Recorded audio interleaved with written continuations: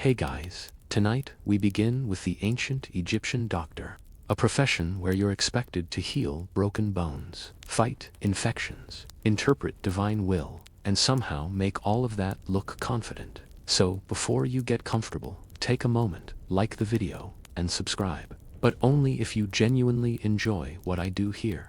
And let me know in the comments where you retuning in from and what time it is for you. It's always fascinating to see who's joining us from around the world. Now, dim the lights, and let's ease into tonight's journey together. Your day begins before the sun, because the sun at least has the decency to hesitate before committing to another scorching Egyptian day. You, however, do not get that luxury. If you are an ancient Egyptian doctor, sleeping in is not an option. Pain does not respect schedules. Fever does not care about your rest, and childbirth will absolutely begin at the most inconvenient moment possible. You rise from your sleeping mat with the enthusiasm of someone who already knows today will involve blood complaints, and at least one patient who insists they followed your instructions when you personally watch them do the opposite. The air is still cool. Egypt's brief daily apology, and you enjoy it while it lasts. First comes washing. This is essential, not because anyone understands bacteria, but because cleanliness equals order, and order keeps the universe from unraveling into divine chaos. Also, the priests say you wash your hands carefully, knowing full well that by midday they will be covered in substances no amount of rinsing will emotionally prepare you for. Being a doctor puts you in an awkward social category. You are respected, but not powerful, trusted, but suspiciously watched. People believe you possess knowledge, but also believe that if something goes wrong, you probably annoyed a god by blinking incorrectly. This means your morning routine requires confidence, humility, and a quiet internal promise not to anger any invisible forces before breakfast. You mentally review the possibilities for the day. Broken bones, manageable cuts, acceptable, fevers, concerning infections, deeply annoying. There is also the mysterious category of something is wrong, but I cannot explain what, which will inevitably arrive, accompanied by dramatic sighing. Outside, the city is already waking up. Bakers are at work. Laborers are heading toward construction sites where they will absolutely injure themselves in new and exciting ways. Somewhere, a man is lifting something far too heavy and thinking, this seems fine. Moments before proving you wrong, you pause before opening your door, not to pray exactly, but to brace yourself. You remind yourself that you are trained. You have scrolls. You have remedies that work more often than they fail, which, by ancient standards, is an incredible success rate. You are not guessing. You are practicing medicine. Early, imperfect, slightly chaotic medicine. Still, you know how this goes. Some patients will walk out relieved, some will not. And by sunset, you will carry both outcomes equally, because doctors do not get the luxury of celebrating too loudly or grieving too openly. You open the door. Someone is already waiting, and they do not look patient. After opening the door and confirming that yes, people are already waiting, and yes, they all look impatient, you turn back inside to gather your tools. This is the part of the job where modern viewers tend to relax until they realize what ancient Egyptian medical equipment actually consists of. There is no gleaming metal tray, no polished instruments, no reassuring clink of stainless steel. Instead, you work with copper blades, wooden probes, linen bandages, stone pallets, and jars filled with substances best described as confidently experimental. These tools are not decorative. They are practical. They have been used before, sometimes successfully. You inspect your copper knife. Copper is excellent. It cuts, it lasts, and it occasionally kills bacteria without anyone knowing why. This is what passes for accidental genius. You wipe the blade carefully, not because you believe it is sterile, but because it feels responsible and gives patients confidence. Confidence, you have learned, is a powerful painkiller. Next come the bandages. Linen, clean, folded neatly, reused when absolutely necessary, and never discussed out loud. You soak some in resin or honey, depending on the injury. Honey, in particular, is one of your proudest tools. It works suspiciously well, which makes you trust it deeply, while understanding it not at all. Your jars line the wall like a shelf of questionable optimism. Animal fat, ground herbs, oils infused with plants whose names you barely remember, but whose effects you have observed. Some reduce swelling, some soothe pain, some do absolutely nothing but smell impressive. You keep them anyway. Patients like options. Then there are the scrolls, papyrus texts copied and recopied by generations of physicians. They describe symptoms, treatments, outcomes, and instructions written in the careful language of people who have seen things go wrong. These scrolls are not theory. They are records. Someone tried this remedy. Someone lived. Someone didn't. Notes were taken. You review them quickly, not because you need reminding, but because ritual matters. Preparation matters. The act of checking your tools is part medicine, part performance. Patients need to see that you are organized. Order reassures them that you know what you are doing, even when the situation is deeply questionable. With everything gathered, you take one last look around your workspace. It is ready. You are ready. Or at least as ready as anyone can be in a world where illness is half physical and half divine mood swing. You take a breath, then you call in your first patient, hoping they are bleeding in a way you recognize. Your first patient steps inside before you even finish sitting down, which immediately tells you two things. 1. This injury is serious. 2. This man has been waiting long enough to decide politeness is optional. He is a laborer, which explains the dust, the sweat, and the expression of someone who has already tried ignoring the problem and failed. His arm hangs at an angle that arms are not designed to explore. This is unfortunate, but also reassuring. Bones are honest. Bones break in recognizable ways. Bones do not pretend they are fine while secretly plotting your downfall. You gesture for him to sit. He does not sit. He hovers, grimacing, breathing carefully, as if moving too quickly might cause his arm to detach entirely. You examine the limbs slowly, pressing and rotating just enough to confirm what you already know. He hisses through his teeth. You nod sympathetically. This is the ancient equivalent of bedside manner. The diagnosis is clear.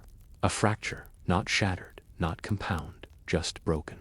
In your profession, this counts as a good start to the day. You explain what will happen next in a calm voice. This is important. The body reacts better when the mind believes it is in capable hands.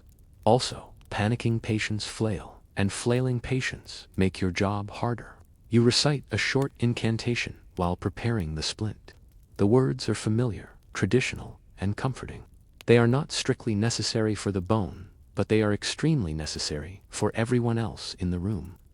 Then comes the part no one enjoys. You pull. The arm shifts back into place with a dull, wet sound that makes everyone pause to reconsider their life choices. The laborer gasps, then exhales slowly, as if his soul briefly left and decided to return. You do not apologize. Apologies invite doubt. You simply continue working.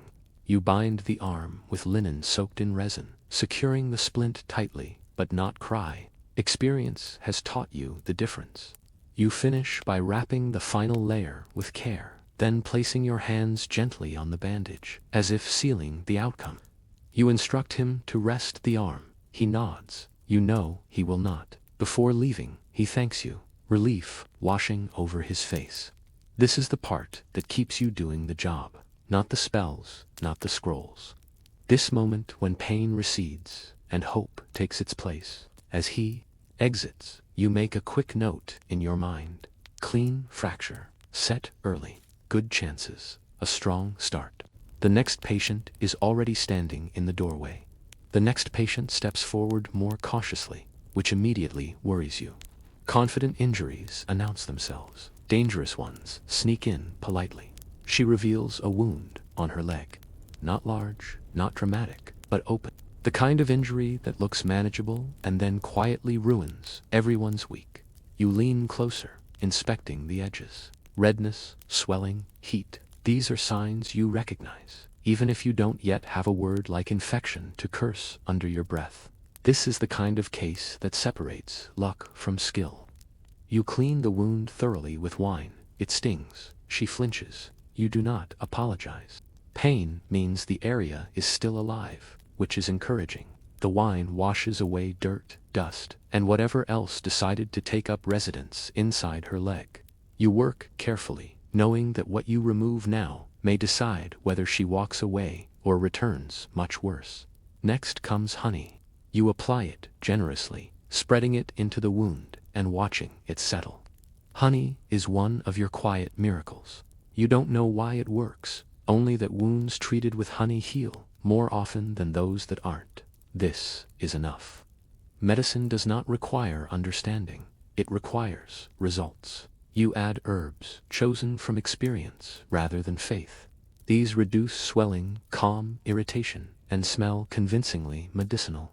The smell matters. Patients trust things that smell like effort. As you wrap the wound with linen, you speak softly, offering reassurance. You also recite a short spell. Again, not because the wound demands magic, but because fear makes people tense, and tension slows healing.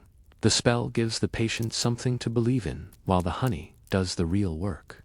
You instruct her to keep the wound clean, dry, and covered. She nods. You suspect she will do her best. Unlike the laborer with the broken arm, she understands what is at stake. This is the moment you dislike most. Once she leaves, the outcome is no longer entirely in your hands. If the wound worsens, the gods will be blamed. If it heals, the treatment will be praised. You will accept both with professional silence. As she leaves, you clean your hands again, carefully, methodically. You do not rush this part. Wounds have a way of returning if you invite them. You glance toward the doorway. Another patient waits. This one is squinting. The next patient squints before you even ask what's wrong, which in Egypt is usually a strong hint. The land is bright, dusty, and unforgiving. The sun reflects off sand, stone, and water with equal enthusiasm. And the wind carries grit directly into places grit has no business being. Eyes suffer constantly. He sits carefully, blinking as if each movement might offend his face. You ask him to open his eyes wider. He does not enjoy this request. You lean closer, examining the redness, the swelling, the faint discharge. None of this surprises you. If anything, you're surprised more people can still see at all.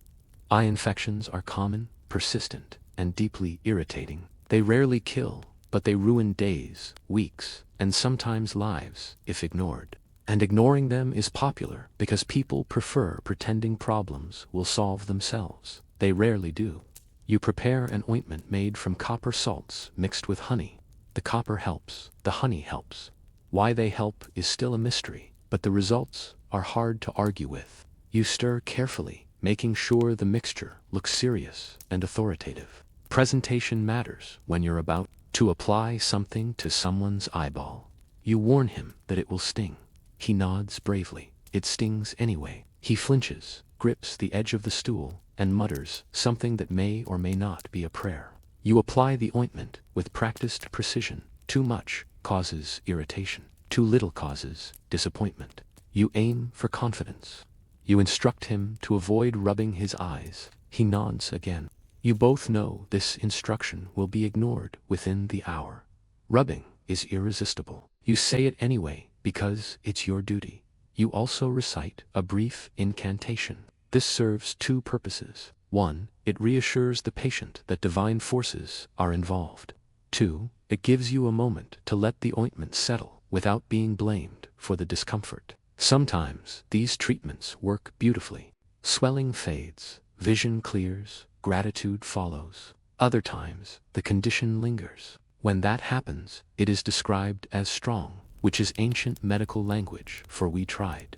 Before he leaves, you remind him to return if the pain worsens. He agrees. You suspect he will wait too long because hope and denial are powerful companions.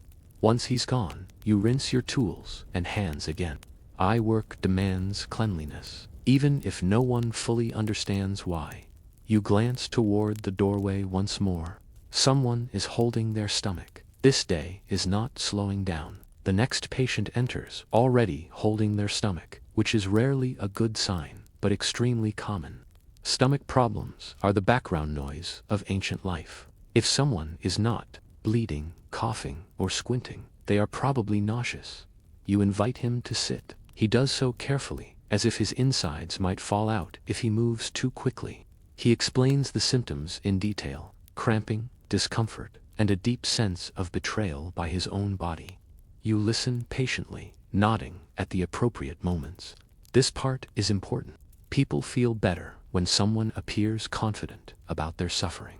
The cause is rarely mysterious. Too much beer, bread that was stored too long, water drawn from a place that should not be named. Sometimes all three. Egypt provides food abundantly, but it also provides opportunities for digestive regret. You consult your remedies. Stomach treatments are more about balance than cure. Herbs to calm the gut, instructions to rest, advice to avoid certain foods that the patient will absolutely eat again tomorrow. You prepare a mixture designed to soothe rather than punish, which is already an improvement over some earlier traditions. You explain the treatment carefully. You tell him to drink the mixture slowly. You tell him to avoid heavy food. You tell him to rest. He nods, clearly planning to do exactly one of those things, and even then, only briefly. You also offer a short prayer, not because the stomach requires divine intervention, but because stomach pain makes people anxious, and anxiety makes stomach pain worse. This is an observation you have made repeatedly, even if you don't have a scroll explaining it. As he leaves, you remind him to return if the pain worsens. He thanks you, relieved to have an explanation, even if the explanation is, your bread betrayed you. You wash your hands again.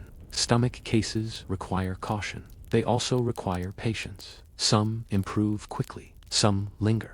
Some return after the patient ignores every instruction you gave them and drinks questionable beer with friends. You glance toward the doorway. Another person waits. This one looks uncomfortable in a way that suggests either fever or embarrassment, possibly both. You take a breath. The day continues.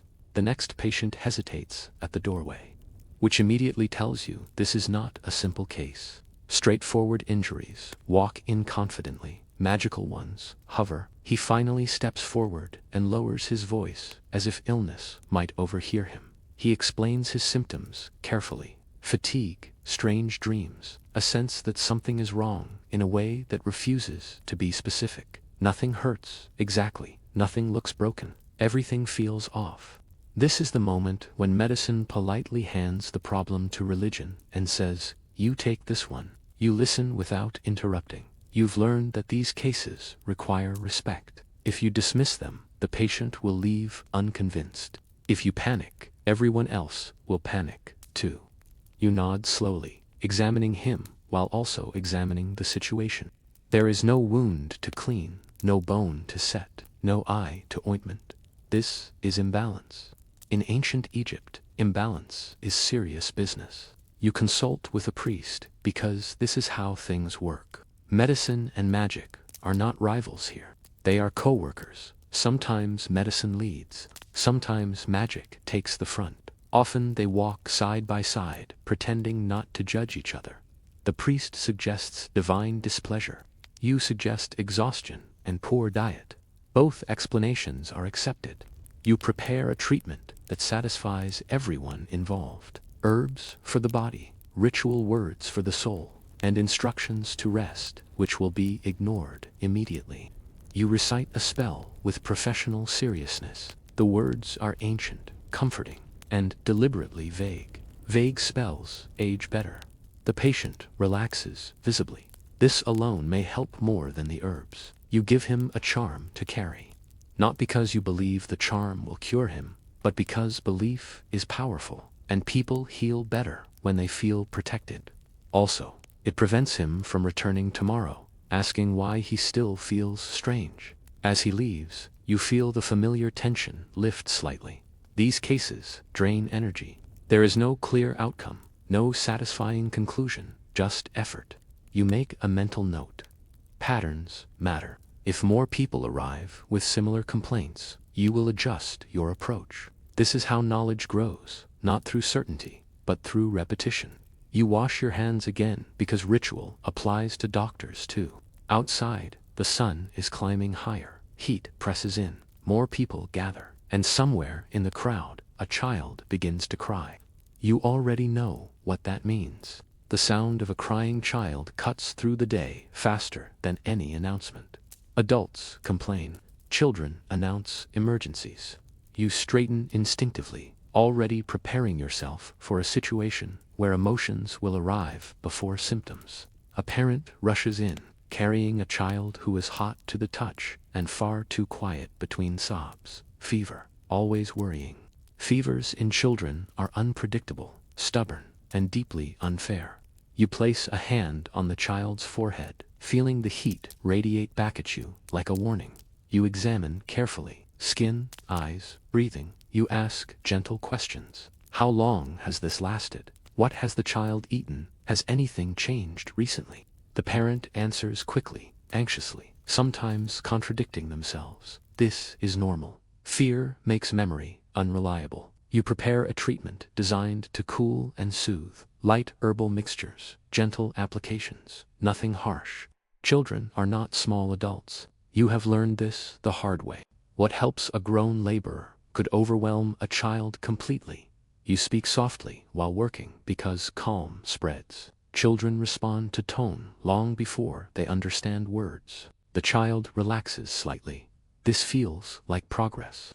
You do not celebrate yet. Parents watch your every movement. They are silent now, holding their breath as if noise itself might break the spell. You are aware of their trust. It weighs more than any diagnosis. You recite a short prayer, not theatrically, quietly. This is not performance. This is reassurance for the parents, for the child, and for yourself. You do not know how this will end. Anyone who says they do is lying. You instruct the parents to keep the child cool, hydrated, and watched closely. You tell them what signs to look for. You tell them when to return. You repeat yourself. Parents, under stress, forget instructions immediately. When they leave, you stand still for a moment longer than usual. Child cases linger. They follow you through the rest of the day, living in the back of your thoughts. You wash your hands again, slowly, carefully. This is not habit, it is grounding. Outside, the crying has stopped. This is good for now. You glance toward the doorway. Another patient waits. This one smells like animals, which usually means trouble. The next patient announces himself before speaking. He smells like animals, sweat, and a life spent making decisions that seemed reasonable at the time. This usually means one thing: an injury acquired while working with something that had horns, hooves, or opinions. You examine him carefully. There is swelling, there is bruising, there is pain that does not line up neatly with anything visible. This is where medicine becomes uncomfortable. Not everything presents clearly. Not every problem gives you the courtesy of a simple explanation.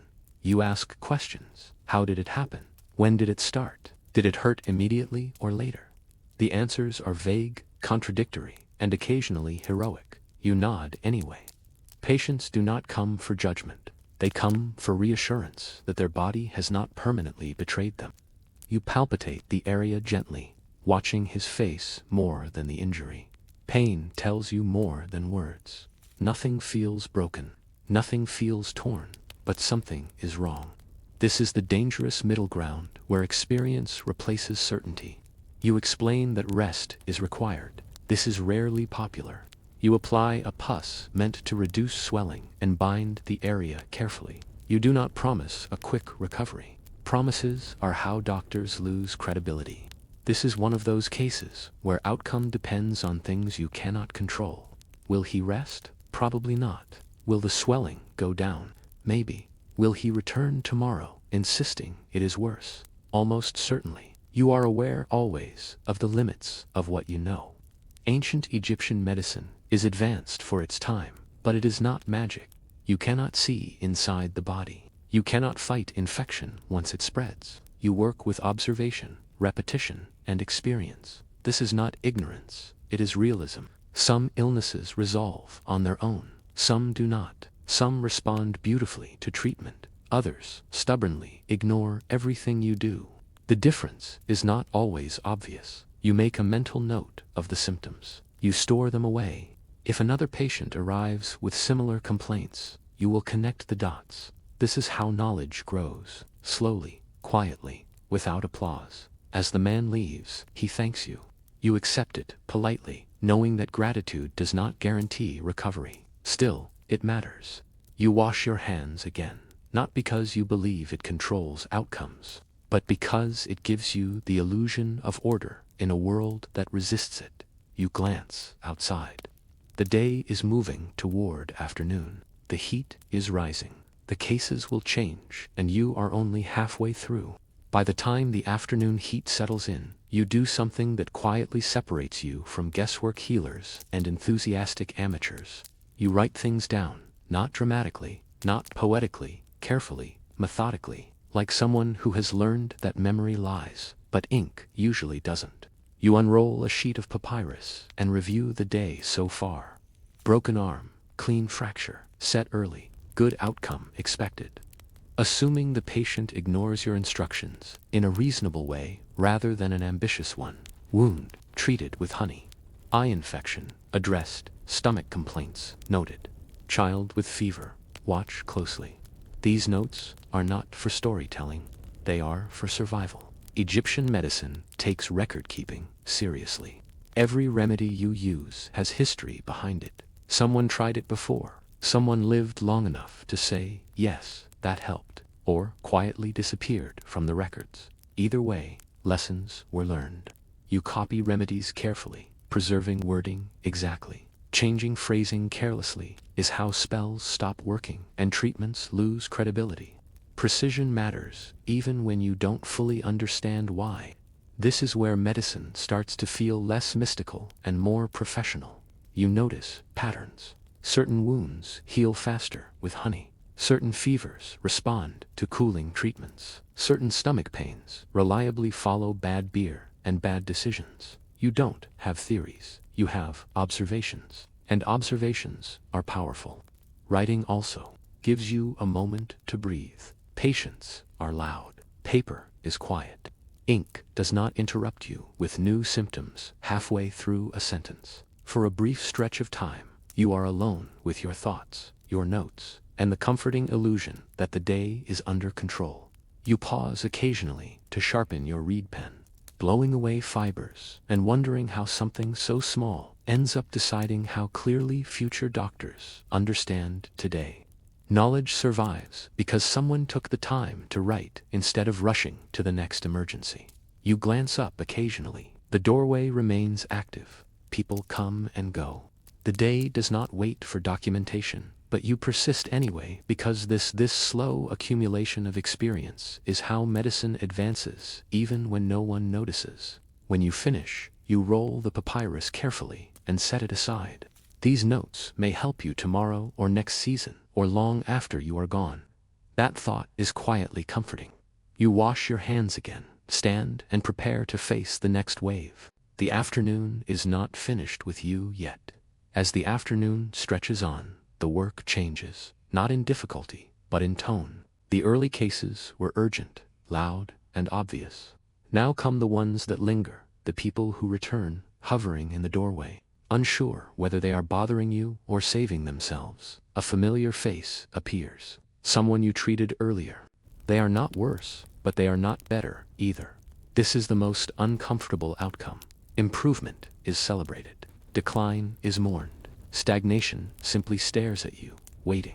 You examine them again, carefully, quietly, resisting the urge to rush. This is where responsibility presses hardest.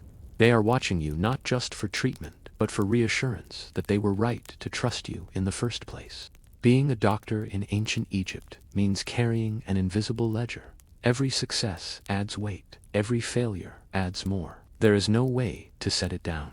You do not get to say, I am tired, or this is beyond me, even when it is. You simply adjust your tone, refine your approach, and try again. You change the treatment slightly. A different herb, a different application.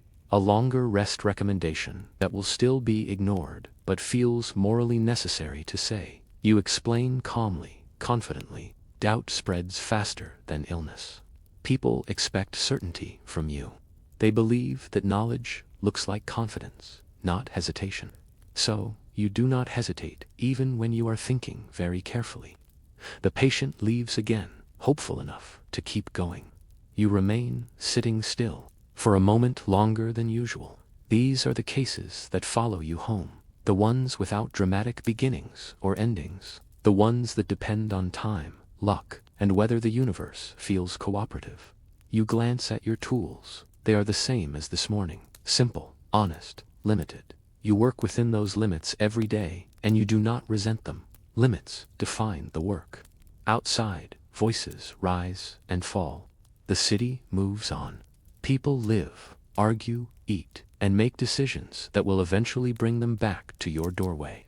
You wash your hands again, not out of habit, but because it feels like resetting something internal. A pause between responsibility and action. There are still patients waiting, and they believe you can help. That belief is heavier than any tool you carry. Just when you think the day might slow down, it does the opposite. The afternoon brings a second wave of patients. Not because illness follows schedules, but because people spend the morning ignoring problems and the afternoon admitting defeat. The first arrives with a bite. Animal bites are never good news. This one comes from a goat, which is somehow both impressive and concerning. Goats, you have learned, bite with enthusiasm and zero remorse. You inspect the wound carefully. Teeth marks, broken skin, redness already forming.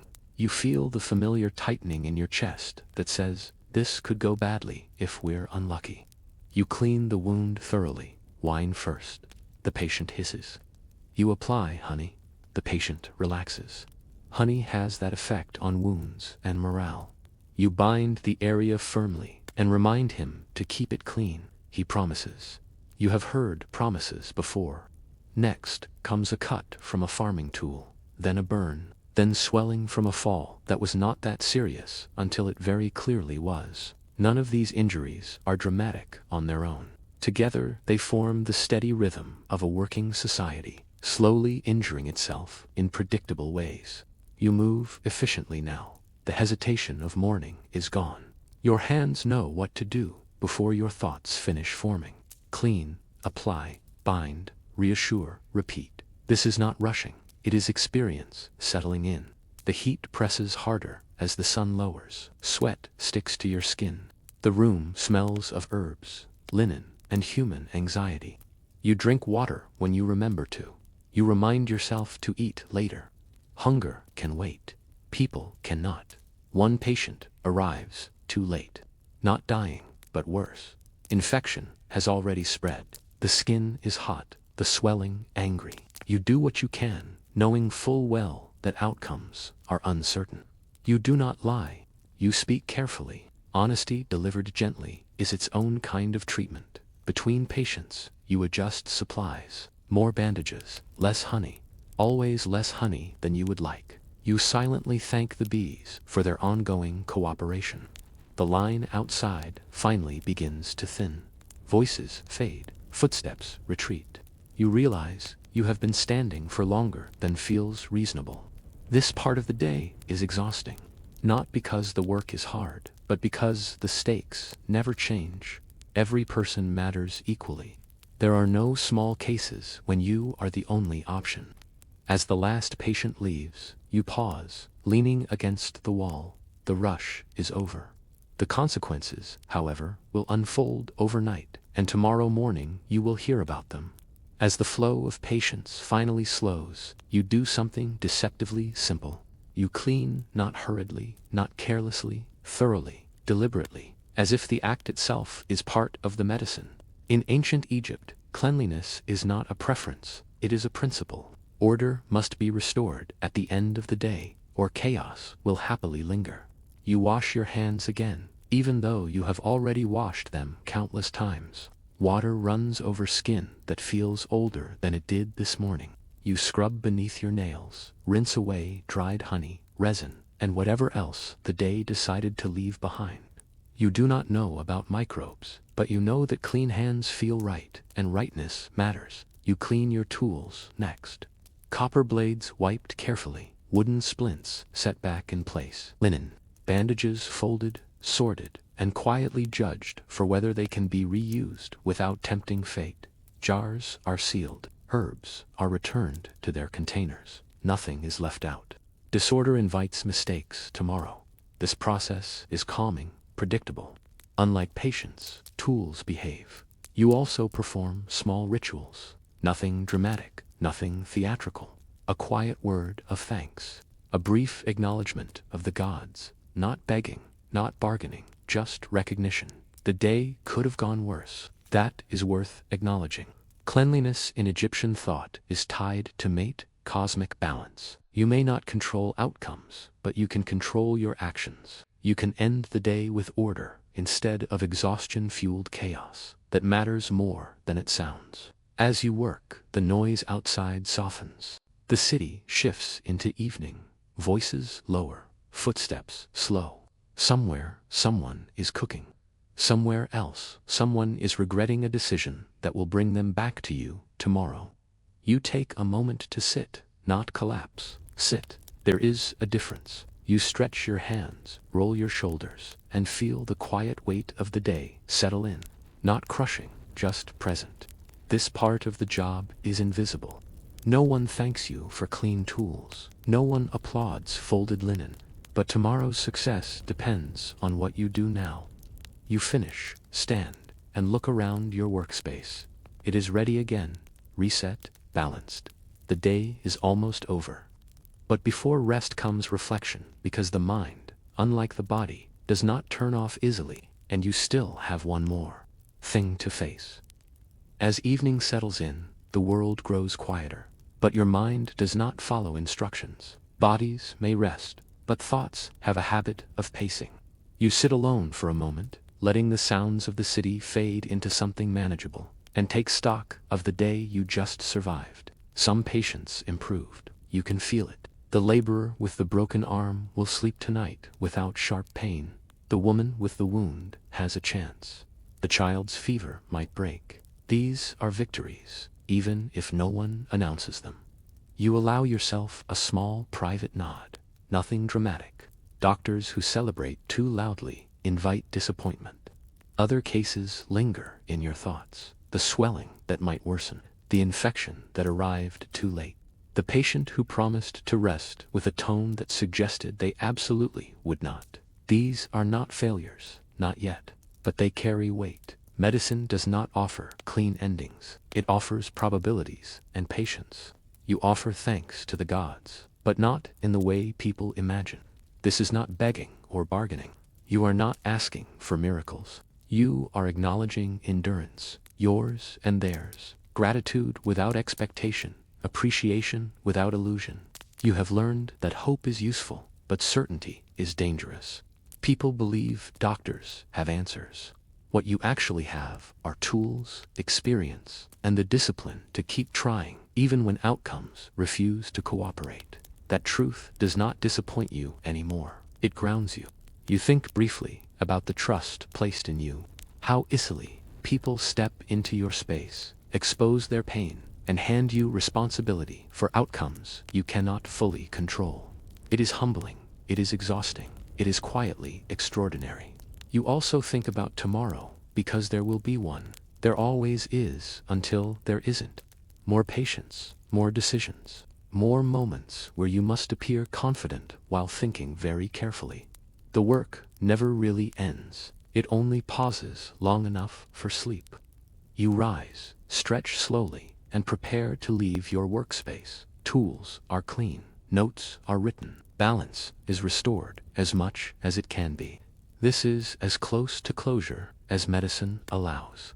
Outside, the sky darkens. Lamps glow. Families gather. Somewhere someone feels better because of something you did today. Even if they never fully understand why, you allow yourself one last thought before rest claims you. You did what you could, and in this world that matters, tomorrow you will do it again. Night finally arrives, and with it permission to stop being needed for a few precious hours. You lie down on your mat. No patience, no prayers, no expectations, just you, your thoughts, and the echo of everything that passed through your hands. You are aware, even now, of where you stand in history, though not in the grand, dramatic way future scholars might imagine. You do not think of yourself as a pioneer. You think of yourself as someone doing a job that must be done, but in truth, you are standing at the very beginning of medicine as a discipline. You observe, you record, you test what works, and quietly discard what doesn't. You rely on experience more than superstition, even when superstition surrounds you. You understand the body not as a mystery to fear, but as a system, imperfect, fragile, but often surprisingly resilient. This does not make you all-powerful. Far from it. Some patients will not recover. Some illnesses will defy everything you know. And tomorrow you will feel that familiar knot in your chest again when someone arrives too late or suffers too deeply. Medicine does not spare you from helplessness. It teaches you how to live with it. Still, you make a difference. Not through miracles, but through consistency. Through showing up, through treating pain seriously, even when answers are incomplete. Through refusing to surrender to chaos, even when chaos is loud, insistent, and wearing a convincing disguise. You smile faintly at the irony.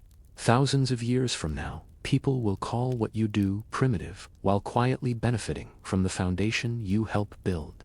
They will forget the uncertainty, the pressure, the human weight of it. They will remember the progress, and that is fine. You close your eyes, knowing that tomorrow someone will wake up healthier because of you. Someone else will simply feel less afraid. Both outcomes matter. Sleep comes slowly but honestly, because today you are not a magician. You are not a priest pretending to heal. You are not guessing. You were a professional working with the best tools available to you, guided by observation, discipline, and care. And in a world still learning how bodies work, that is no small thing. Tomorrow, before the sun rises, you will wake again, and medicine will begin all over. Long before people carried documents, wore uniforms, or even shared a common written language, hair functioned as one of humanity's earliest identity systems. In the ancient world, your hairstyle spoke for you the moment you entered a space. It told others whether you were free or owned, powerful or humble, married or available, sacred or dangerous. Hair was not decoration first, it was information. Unlike clothing, which could be changed or stolen, hair was intimate. It grew slowly, required care, and reflected time, status, and discipline. To cut it, braid it, or cover it was a deliberate act. And because hair sits at the very top of the body, framing the face, ancient societies treated it as a symbolic extension of the self. Who you were began at your scalp. In many early cultures, hair marked the boundary between order and chaos. Unbound hair often signaled grief, madness, ritual possession, or rebellion. Controlled hair, braided, bound, shaved, or covered, signaled conformity and belonging. This is why so many ancient laws, religious rules, and social customs focused obsessively on hair. It was not vanity, it was control. Hair also functioned as a visible timeline. Long hair suggested youth, freedom, or spiritual power. Shaved or cropped hair could mean punishment, mourning, servitude, or military discipline. A single cut could change how the world treated you overnight. In some societies, losing your hair was worse than losing property. It meant losing identity. Gender roles were also written in hair, length, texture, and styling, separated male from female, adult from child. Crossing those boundaries, intentionally or not, was often seen as threatening. A woman cutting her hair short or a man wearing elaborate styling could unsettle social order, not because of fashion, but because it blurred categories that ancient societies depended on for stability. Importantly, hair was public. You could not hide it easily. That made it perfect for signaling loyalty, faith, and obedience. Rulers understood this. Priests understood this. Even parents understood this. From early childhood, people learned how their hair should look, when it should be cut, and what it meant when it was not. This chapter sets the foundation for everything that follows. Because once hair became a language, it could be manipulated. It could elevate, humiliate, protect, or condemn. And in the ancient world, the story of hair is not about beauty. It is about power, identity, and who was allowed to belong. In ancient Egypt, hair was never just hair. It was architecture, ritual, and performance woven together. Most Egyptians, especially those who could afford it, did not wear their natural hair in public at all. Instead, they shaved their heads and replaced their hair with carefully crafted wigs. This was not done for disguise, but for control. The Egyptian climate made shaved heads practical, but the wig transformed practicality into status. Wigs were built from human hair, plant fibers, wool, and even palm fibers, layered and styled into precise shapes. The quality of a wig immediately revealed a person's place in society. Fine wigs were heavy, scented with oils, and meticulously curled. Cheaper wigs were lighter, simpler, and less durable. The head became a billboard of rank. For elites, wigs were not optional. They were part of the public body. Officials, priests, and members of the royal court were expected to appear composed, symmetrical, and controlled. The wig helped achieve this ideal. It erased unruly natural hair and replaced it with something ordered and deliberate. To wear a wig was to declare that you had mastered yourself. Priests took this logic even further. Many shaved not only their heads but their entire bodies before entering temples. Hair was considered chaotic, animal, and earthly. Removing it was an act of purification. A smooth scalp meant closeness to the divine. In this context, hairlessness signaled spiritual discipline, not shame. At the royal level, hair became overt propaganda. Pharaohs often wore stylized wigs combined with ceremonial headdresses. These were not meant to look natural. They were meant to look eternal. The hairstyle did not change with age, emotion, or circumstance. It presented the ruler as timeless, unchanging, and divinely sanctioned. Even false beards, attached and braided, were worn by both male and female rulers to visually claim authority. Children, interestingly, were marked differently. Many elite children wore shaved heads, except for a single side lock of hair. This hairstyle publicly announced youth and dependence.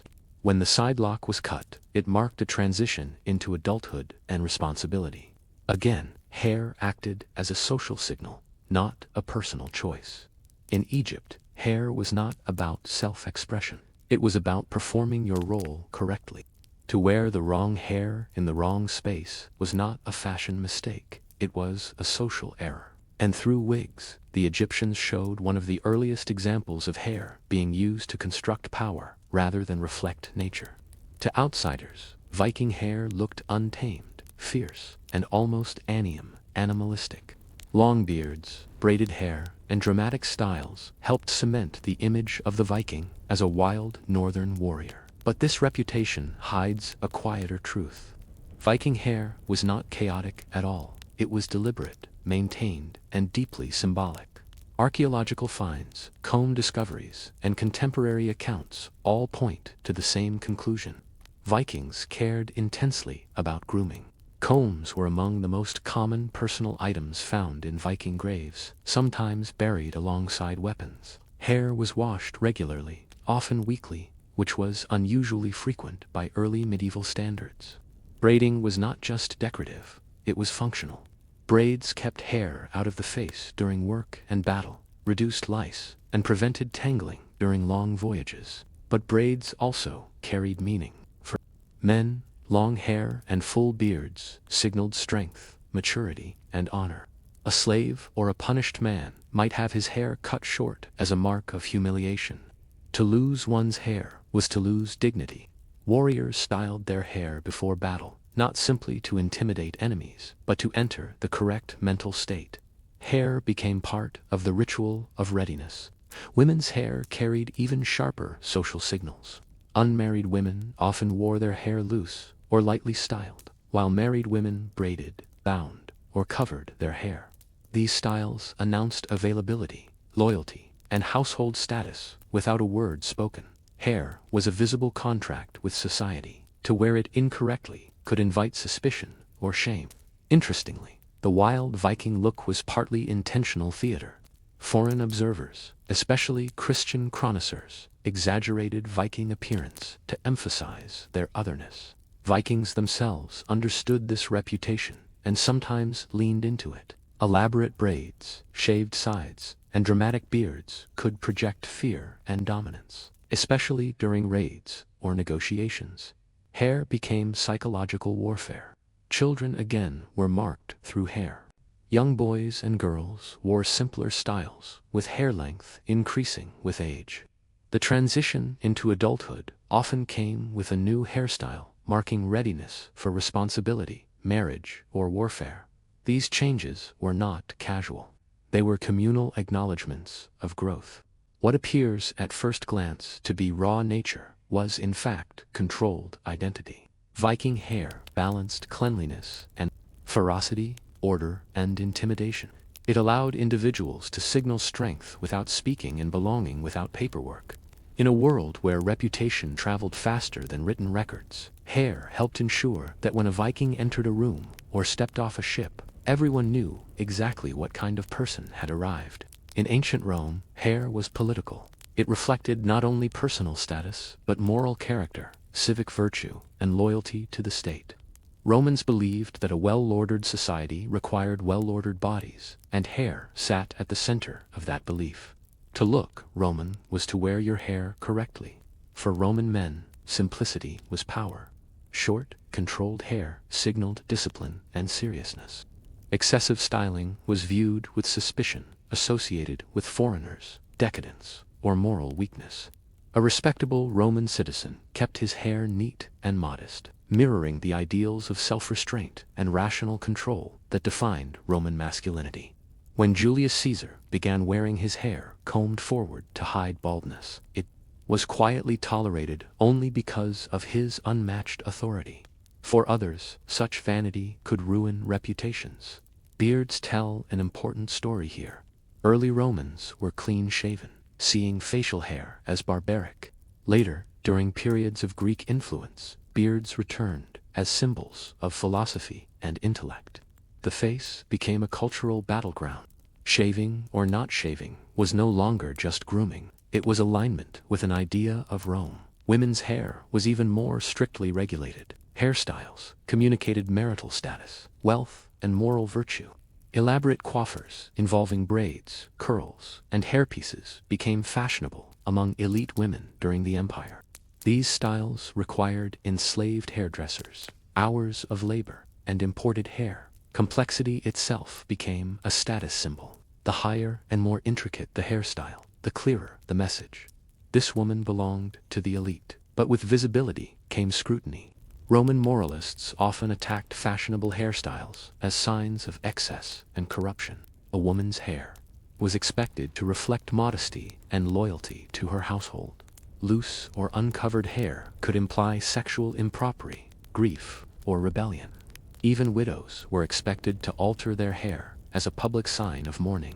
Hair also marked punishment and exclusion. Slaves were often cropped or shaved to make their status immediately visible. Criminals and adulteresses could have their hair cut as public humiliation.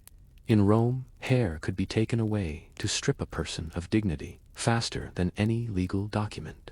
Perhaps most revealing is how quickly hair changed during crisis. During times of mourning or political chaos, Romans let their hair grow wild. Order dissolved on the body before it returned to the streets.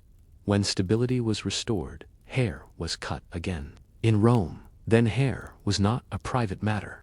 It was a public declaration of obedience, morality, and belonging. To wear it incorrectly was not rebellious fashion, it was social danger. In ancient and early classical Japan, hair was treated as something closer to a moral extension of the body than a simple physical feature. It reflected discipline, hierarchy, and one's relationship to society. Unlike cultures that emphasized cutting or reshaping hair, Japanese traditions focused on control, restraint, and continuity. Hair was not meant to shout, it was meant to signal refinement. For much of Japanese history, Especially among the aristocracy, hair was worn long. Both men and women allowed their hair to grow, often straight and carefully maintained. Length itself carried meaning. Long, healthy hair suggested self-discipline, lineage, and stability. Cutting it without cause could be seen as a form of social rupture. Hair was not casually altered. It was altered with intent. Court women are the clearest example. Elite women wore extremely long hair, sometimes reaching the floor. This was not practical, and that was precisely the point. The length communicated leisure, status, and insulation from manual labor. Maintaining such hair required servants, oils, combing rituals, and constant attention. Hair became a visible measure of privilege and refinement. Men's hair also followed strict codes. Styles changed with rank, occupation, and era. But the underlying principle remained the same. Hair must reflect order. Certain hairstyles marked adulthood, while others signaled youth or service. The act of styling hair was often ritualized, performed slowly and deliberately.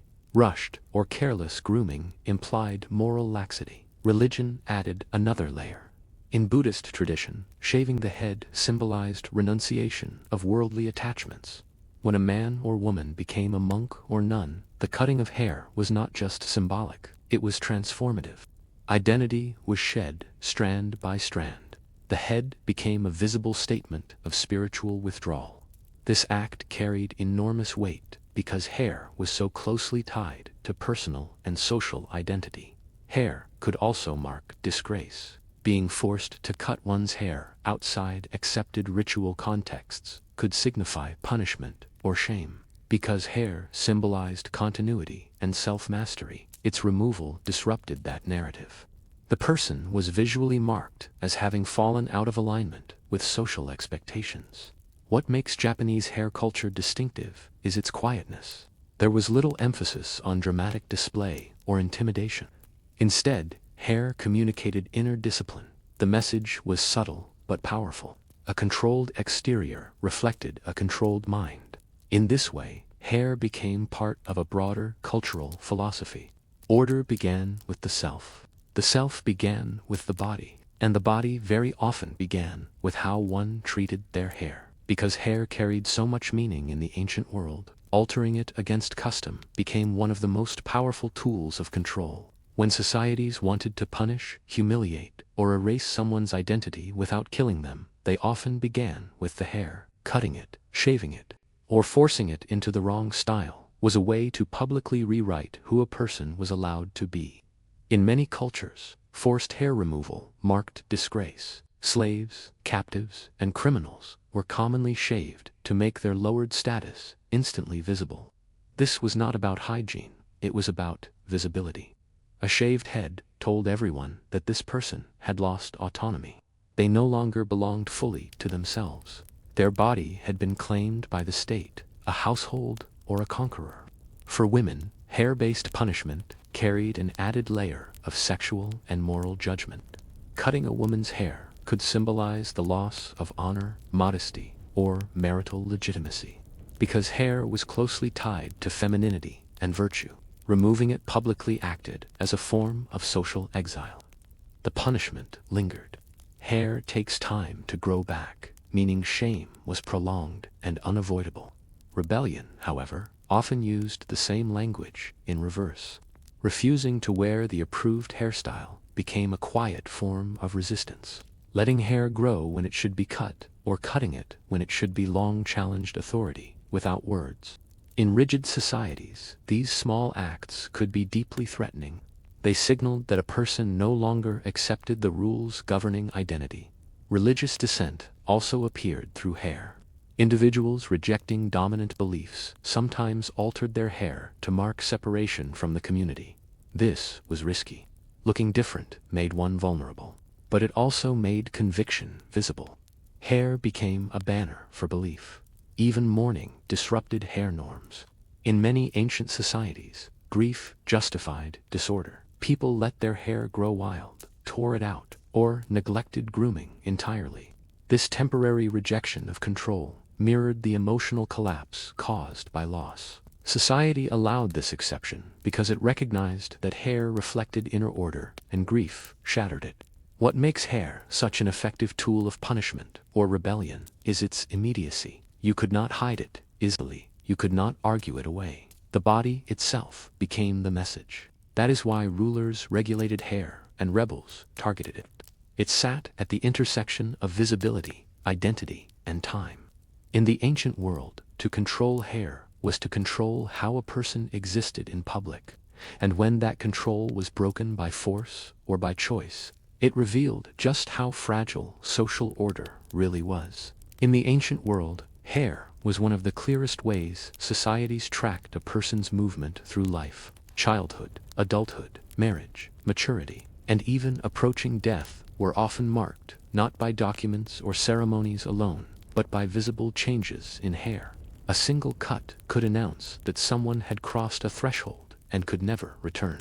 Children's hair was rarely treated the same as adults. In many cultures, it was left unstyled, partially shaved, or marked with distinctive locks. These styles openly signaled dependence and incompleteness. A child was not yet fully a social being. Hair communicated that status instantly. The moment it changed, the child's relationship to the community changed with it. Coming-of-age rituals almost always involved hair. Cutting, braiding, shaving, or restyling marked the transition into responsibility. This act was rarely private. It was witnessed, acknowledged, and remembered. Hair served as proof that time had passed and expectations had shifted. Afterward, the individual was treated differently, spoken to differently, and judged by new standards. Marriage brought some of the most dramatic hair transformations, especially for women. Hairstyles often shifted from loose or youthful arrangements to controlled, bound, or covered forms. These changes publicly declared loyalty, sexual exclusivity, and incorporation into a household. The hair told strangers what questions were no longer appropriate to ask. It set boundaries without confrontation. Men, too, experienced age-marked hair changes. Beards, in particular, often symbolized maturity and authority.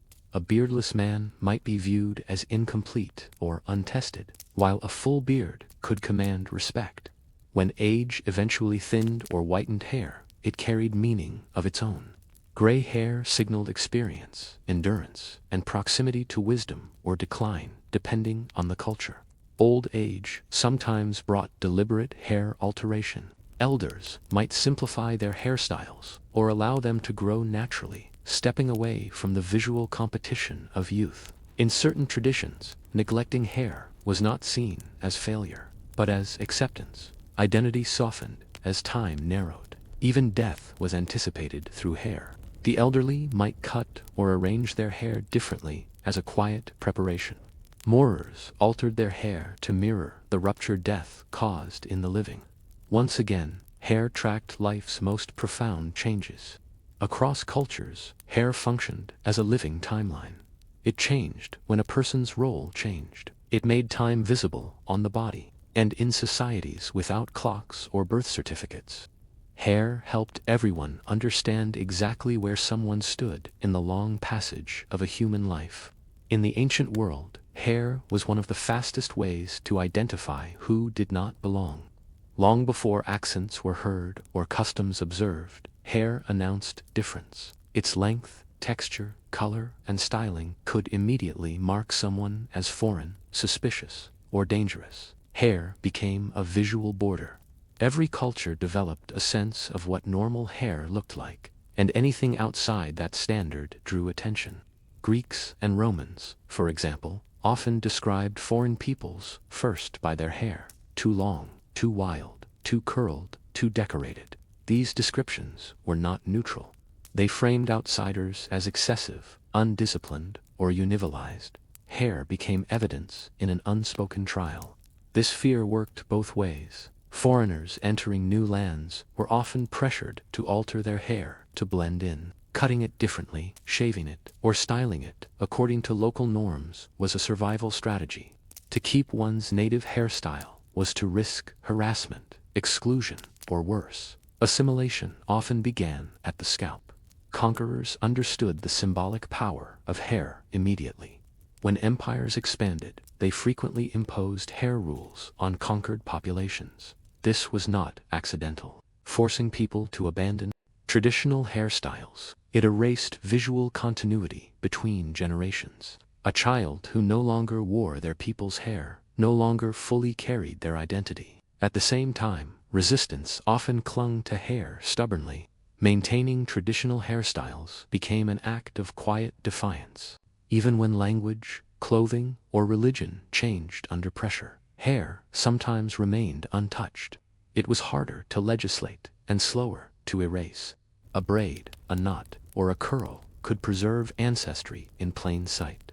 Hair also played a role in stereotyping enemies. Warriors were described as terrifying, partly because of how they wore their hair: spiked, braided, loose, or adorned. These images were exaggerated and repeated until hairstyle itself became shorthand for threat. Over time, fear attached itself not to actions, but to appearance. Interestingly, admiration followed fear closely. Exotic hairstyles could fascinate just as much as they unsettled. Elites sometimes adopted foreign hair fashions to signal worldliness or power over distant lands. What began as fear could become fashion once dominance was established. In this way, hair sat at the edge of identity and prejudice. It marked who belonged and who did not, who was familiar and who was suspect. In ancient societies obsessed with order, hair helped draw the line between us and them, often before a single word was exchanged. When ancient people looked at hair, they were not only seeing the present, they were seeing the past and the future layered together. Hair carried memory. It preserved traditions long after rulers fell, borders shifted, and languages changed. While buildings crumbled and texts were lost, hairstyles often survived, passed quietly from one generation to the next. Unlike laws or monuments, hair traditions lived on the body. Parents styled their children's hair the way they had been taught. Elders corrected younger generations when styles drifted too far. In this way, hair became a form of unspoken education. You learned who you were by how your hair was touched, tied, or cut. Memory was transmitted through hands, not books. This is why hairstyles often outlasted the cultures that created them. Even after conquest or cultural collapse, certain braids, knots, or rituals remained. They became fragments of identity that resisted erasure. To outsiders, they might look like habits. To those within the culture, they were anchors. A familiar hairstyle could reconnect someone to ancestors they never met. Hair also stored personal history. Scars on the scalp, changes in texture, or uneven growth told stories of illness, hardship, or survival. For ancient people, the body was an archive. Hair marked seasons of life, moments of loss, and times of stability. Cutting it was sometimes delayed precisely because it meant letting go of memory. In some traditions, hair was preserved after death, kept as relics, buried with care, or treated ritually. This practice reflected a belief that hair retained part of the self. Even when the body was gone, the hair still knew who the person had been. Identity lingered in strands. Perhaps most striking is how little ancient people spoke explicitly about hair.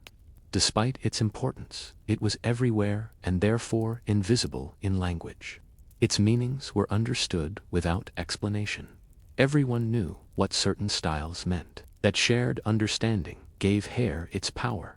Looking back, ancient hairstyles function like a silent historical record. They reveal values that texts often ignore: fears about disorder, obsessions with control, ideals of beauty tied to morality, and deep anxieties about belonging. Through hair, we glimpse how ancient people experienced themselves in the world. In the end, hair was never just an accessory. It was a living symbol, growing, changing, remembering. And across the ancient world, identity quite literally took shape one strand at a time. In the middle of the 19th century, Alaska was not viewed as a prize. It was viewed as a mistake waiting to happen. To most Americans, the territory existed only as a vague shape on a map, a frozen mass hovering above the continent with no clear purpose. It was distant, unfamiliar, and overwhelmingly cold. There were no cities anyone had heard of, no farms to imagine, no roads to picture. Alaska felt less like land and more like a rumor. The timing could not have been worse. The United States had just survived the Civil War, a conflict that drained its economy, fractured its politics, and left deep social wounds. The federal government was focused on reconstruction, reunification, and survival. Against that backdrop, the idea of spending millions on an icy wilderness sounded not just foolish, but insulting. Critics asked why the nation should invest in snow when its own people were struggling. Popular newspapers ridiculed the concept relentlessly. Editorial cartoons showed polar bears wandering through American streets. Commentators joked that the territory was fit only for seals and ice. Alaska was framed as useless space, too cold for agriculture, too isolated for trade, and too empty to justify the cost of governing it. There was no gold rush yet, no oil, no strategic radar installations to change the conversation. All of that lay decades in the future. Geography made things worse. Alaska sat far from Washington, disconnected from the rest of the country and dangerously close to British Canada. Some feared it would become a permanent military burden, requiring protection from foreign powers without offering anything in return. Others worried it would provoke diplomatic tension with Britain at a time when the United States could not afford another international conflict. Even the language used to describe Alaska betrayed the mindset of the era. It was called barren, desolate, empty, despite being home to indigenous peoples who had lived there for thousands of years. Their presence was largely ignored in public debate. From the American imagination, Alaska was not a homeland. It was a blank space. So when talk of acquiring the territory began to circulate, many assumed it was a joke or a political distraction. No one yet saw Alaska as opportunity. At that moment in history, it was simply a frozen question mark, one that most Americans were perfectly content to leave unanswered. If Americans saw Alaska as worthless, Russia saw it as a growing problem. By the 1860s, the Russian Empire no longer viewed its North American territory as an asset, but as a liability stretched too far from the center of power. Alaska was expensive to maintain, difficult to defend, and increasingly vulnerable in a world where empires were beginning to collide. Russia's presence in Alaska had always been thin. A handful of trading posts, missionaries, and company outposts stretched across an enormous and unforgiving landscape. Supplying them required long, dangerous sea routes.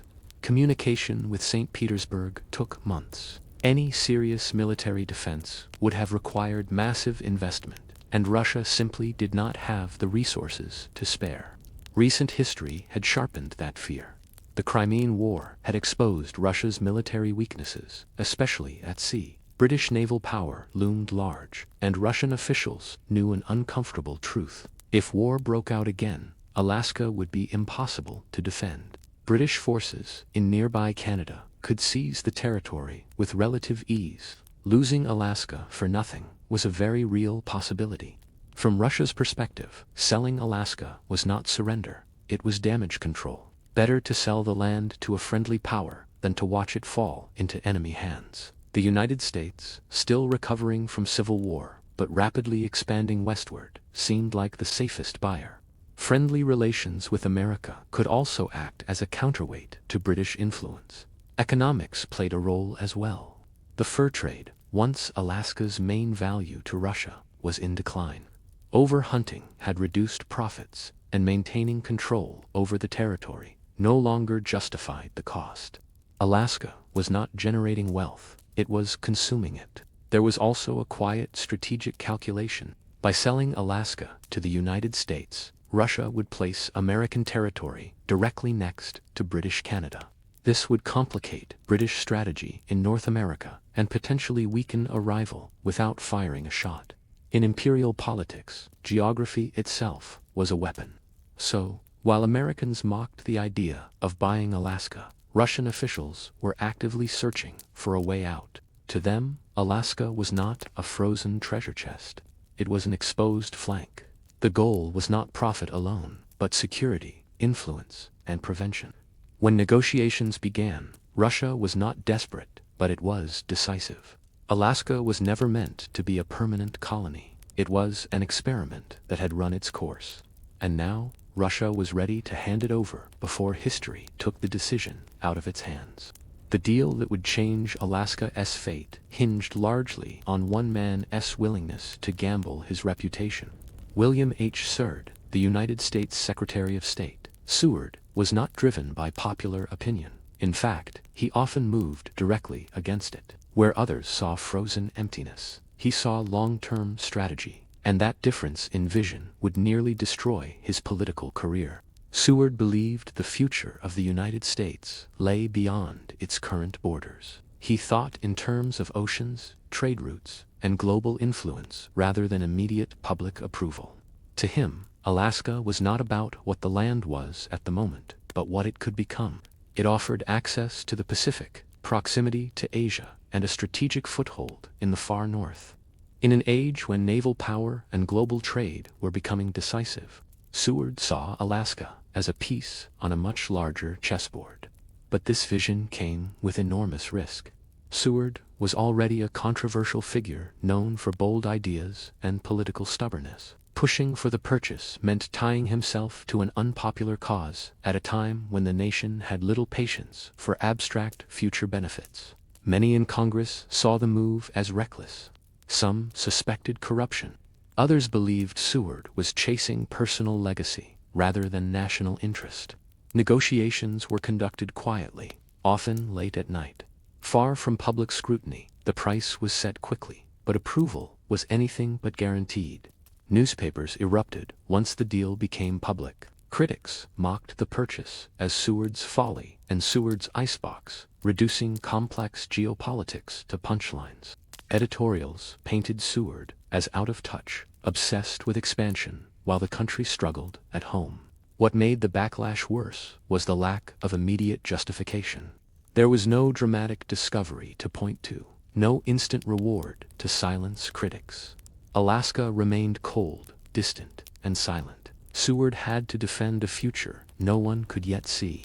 Still, he pressed forward. He argued that nations were built not by caution, but by foresight, that waiting for obvious value meant arriving too late. His confidence unsettled opponents, but it also carried the deal through. When the treaty was finally approved, it passed narrowly. Seward emerged victorious, but bruised. At the time, few believed he had won anything at all. History, however, was already quietly moving in his favor, even if no one yet realized it. When the Alaska Purchase was finalized in 1867, the moment itself passed with little ceremony and even less enthusiasm. There were no cheering crowds, no grand speeches, no sense that history was unfolding. The transfer of a territory larger than most nations happened quietly, almost awkwardly, as if everyone involved felt uncertain about what they were actually doing. The formal handover took place in Sitka, then known as New Archangel, a small settlement that had once served as the administrative center of Russian America. On the appointed day, Russian and American officials gathered to lower one flag and raise another. Even this symbolic act did not go smoothly. Accounts describe confusion, delays, and a flag that became tangled as it was lowered, catching on the pole and refusing to come down easily. It was an unintentional metaphor for the uncertainty surrounding the transfer. For the people living there, the change brought more questions than answers. Russian officials prepared to leave, selling off property, dismantling infrastructure, and departing a land they had ruled lightly but consistently for decades. American administrators arrived with little understanding of the territory they had just acquired. There were few resources, vague instructions, and no clear plan for governance. Most Americans barely noticed the transfer at all. Newspapers mentioned it briefly, often with sarcasm. The nation's attention remained focused on Reconstruction, political battles in Washington, and economic recovery. Alaska faded quickly into the background. a forgotten purchase tucked away at the edge of the map. But for indigenous peoples, the moment marked the beginning of profound upheaval. The treaty made no mention of them. Their land was transferred between empires without consent, consultation, or recognition. While Russian rule had been exploitative, it had at least acknowledged indigenous communities as part of the colonial system. Under American control, those protections vanished almost overnight. Legal confusion followed. Who owned the land? Who governed daily life? What laws applied? For years, Alaska existed in a strange limbo. American territory in name, but largely neglected in practice. Military administrators rotated in and out, enforcing rules inconsistently and often clashing with local populations. To critics, this only reinforced the idea that the purchase had been a mistake. Alaska seemed directionless, expensive, and disconnected. The promised future still refused to appear. Yet beneath the surface, something had changed permanently. Alaska was no longer a vulnerable outpost of a fading empire. It was now part of a growing power that, whether it realized it or not, had just extended its reach into the farthest north, and into a future that would slowly, inexorably, justify the gamble. For years after the transfer, Alaska seemed determined to prove its critics right. It remained distant, underdeveloped, and largely ignored by Washington. The land was cold, transportation was primitive, and governance was minimal. To many Americans, Alaska was still nothing more than an expensive curiosity. But history was quietly preparing its rebuttal. The first cracks in the narrative appeared with gold. In the late 19th century, prospectors began uncovering gold deposits across Alaska and the Yukon region. News traveled fast. Suddenly, the frozen territory was no longer empty, it was rich. Thousands of people surged north, chasing fortune through brutal conditions.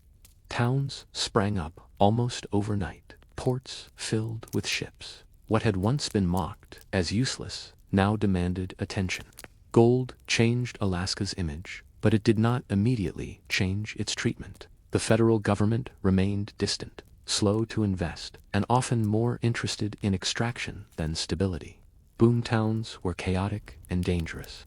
Indigenous communities were pushed aside as land was claimed and resources seized. Alaska was valuable now, but value came with exploitation. The real transformation arrived in the 20th century with oil. Beneath Alaska's frozen surface lay vast reserves that would eventually become central to American energy strategy. When oil was discovered on the North Slope, the logic behind the purchase finally became undeniable. What had cost a few million now underpinned billions in economic activity and long-term strategic security. But this vindication came at a price. Industrial development accelerated displacement. Pipelines cut across traditional lands. Environmental damage followed extraction. Alaska's wealth benefited the nation broadly, but its costs were felt locally. The land paid for its own redemption. Strategically, Alaska's value expanded beyond resources. During the Second World War and the Cold War, its location proved critical. Alaska became a frontline territory, a listening post, a defensive shield against potential northern threats. Military bases, radar stations, and infrastructure projects reshaped the landscape. What once seemed distant now felt dangerously close to global conflict. By the time critics fully realized how wrong they had been, the debate was over. Alaska was no longer questioned, it was essential. The phrase "Seward's folly" faded into irony, repeated only as a reminder of short-sighted judgment. Yet, even as the purchase was celebrated as a masterstroke, the story remained incomplete. Wealth and strategy explained the nation's gain, but not the human cost. Alaska had proven its value to the United States. The question that lingered was whether the United States had proven worthy of Alaska. While gold, oil, and strategy slowly justified the Alaska purchase in the American imagination, those narratives left out the people who had always been there. For indigenous communities, the purchase was not a clever deal or a future investment. It was the moment their land became a commodity, exchanged between distant powers without consent. When Russia transferred Alaska to the United States, indigenous peoples were not consulted, named, or protected in any meaningful way. The treaty treated the land as empty space, ignoring societies that had lived, traded, hunted, and governed themselves there for thousands of years. What changed was not ownership in any moral sense, but authority, the power to decide what would happen next. Under early American administration, indigenous communities faced confusion and erosion of rights. Russian rule had been exploitative, but it had recognized native groups as part of the colonial structure. The United States initially offered no such framework. Legal status was unclear. Land ownership was undefined. Traditional systems of governance were disregarded. Alaska existed under military rule for years, and indigenous peoples were subject to laws they had no role in shaping. As settlers and prospectors arrived, pressure intensified. Gold rushes brought displacement, disease, and violence. Land that had sustained communities for generations was suddenly claimed, fenced, or polluted. Hunting grounds were restricted. Rivers were diverted. The arrival of American industry reshaped the environment faster than communities could adapt. Cultural damage followed material loss. Children were sent to boarding schools, designed to erase language, customs, and identity. Hair was cut, names were changed, traditions were labeled backward. The same tools of assimilation used elsewhere in the United States were deployed in Alaska, often with little oversight due to the territory's remoteness. Oil development and military expansion in the 20th century added new layers of disruption. Pipelines crossed ancestral lands. Bases restricted access to traditional areas, while some indigenous groups eventually gained compensation or legal recognition. Those victories came late and only after prolonged struggle.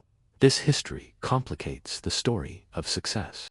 Alaska was indeed a geopolitical and economic gain for the United States, but it was also a loss of autonomy, continuity, and security for the people who had never sold it. Understanding the Alaska Purchase fully means holding both truths at once. It was a strategic triumph built on displacement, a visionary gamble that succeeded materially while leaving unresolved moral questions that still echo across Alaska's vast, beautiful, and contested landscape.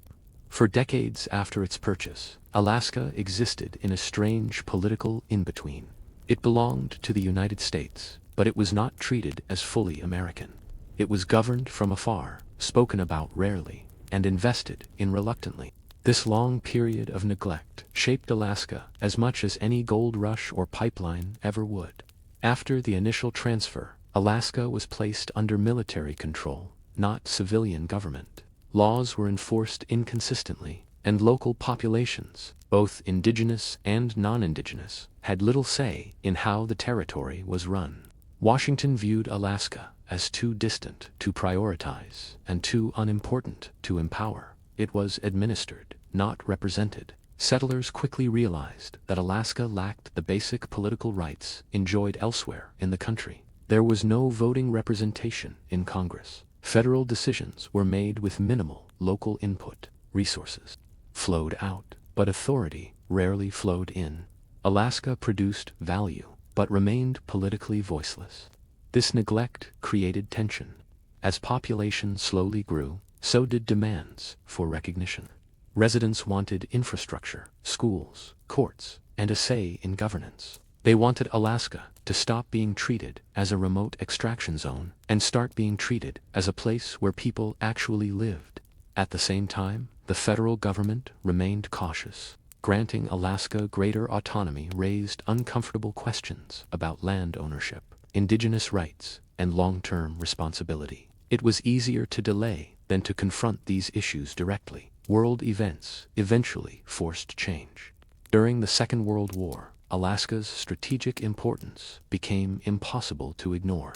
Japanese attacks in the Aleutian Islands shattered the illusion that Alaska was safely distant from global conflict. Suddenly, the territory was not peripheral, it was exposed. Military investment surged. Infrastructure expanded rapidly. Roads, airfields, and bases were built at unprecedented speed. This attention altered how Alaska was perceived. It was no longer a forgotten purchase. It was a frontline territory. The Cold War only deepened this shift as Alaska became a critical northern shield and surveillance point. Defense spending brought jobs, population growth, and permanent American presence. Yet, even as Alaska's importance grew, political equality lagged behind. It took decades of lobbying, debate, and frustration before statehood became a serious possibility. Alaska had proven its value many times over. What it had not yet secured was recognition as an equal partner in the Union. The struggle for statehood was not just about flags and paperwork. It was about ending limbo, about finally acknowledging that Alaska was not an experiment, not a gamble, and not a mistake, but a permanent and consequential part of the American story. When Alaska finally became a state in 1959, the moment was framed as a triumph. The long period of political limbo was over. Alaska now had representation, a constitution, and a formal voice in the federal system. On paper, the gamble of 1867 had reached its logical conclusion. But statehood did not resolve the deeper question of who truly benefited from the purchase. For many Alaskans, statehood brought opportunity. Federal investment increased. Infrastructure expanded. Roads, schools, and public services improved. Political participation became real rather than symbolic. Alaska was no longer governed entirely from afar. Decisions could finally be shaped locally, at least in theory. But power over land remained uneven. Vast portions of Alaska were controlled by the federal government, not the state itself. National parks, military zones, and federally managed lands dominated the map. While this preserved wilderness, it also limited local authority. Alaska was a state, but not a typical one. Control was shared, fragmented, and often contested. Resource wealth intensified these tensions. Oil revenue transformed Alaska's economy and funded ambitious public programs. The state's decision to distribute oil profits directly to residents through annual payments became famous. It was a rare example of resource wealth being shared broadly rather than disappearing upward. Yet, even this system masked deeper inequalities. Those closest to extraction sites bore environmental and cultural costs that financial compensation could not fully address. For indigenous communities, statehood was not liberation. It was another transition imposed from above. While later legislation would restore some land rights and recognize native corporations, these measures came after decades of dispossession. Statehood did not undo the damage of earlier neglect. It merely changed the structure through which disputes were managed. Nationally, Alaska became a symbol of foresight. The purchase was now celebrated as one of the greatest land deals in history. The narrative focused on numbers. How little was paid, how much was gained.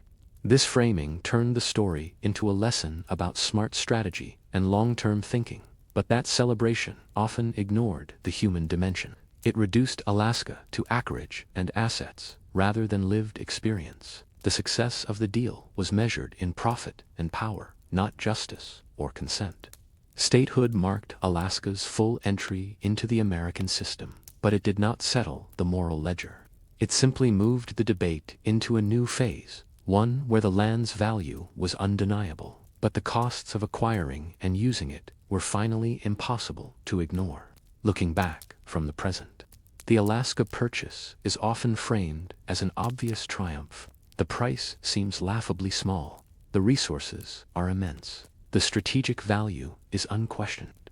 From this distance, the critics of 1867 appear short-sighted, even foolish. Seward's folly has become a punchline, a reminder that bold vision beats timid thinking. But this neat conclusion hides a far more complicated truth. Seward was right, but not in the way the legend suggests. He did not foresee gold rushes, oil pipelines, or Cold War radar stations. He did not predict exact outcomes. What he understood was uncertainty. He grasped that power in the modern world would belong to nations willing to think beyond immediate comfort and visible profit. Alaska represented possibility, not guarantees. That was the gamble. At the same time, the success of the purchase cannot be separated from its consequences. The United States gained land, leverage, and wealth. But it did so by absorbing a place already inhabited, already meaningful, and already contested. The deal treated territory as empty because it was politically convenient to do so. That logic did not vanish with time. It shaped how Alaska was governed, developed, and justified for generations.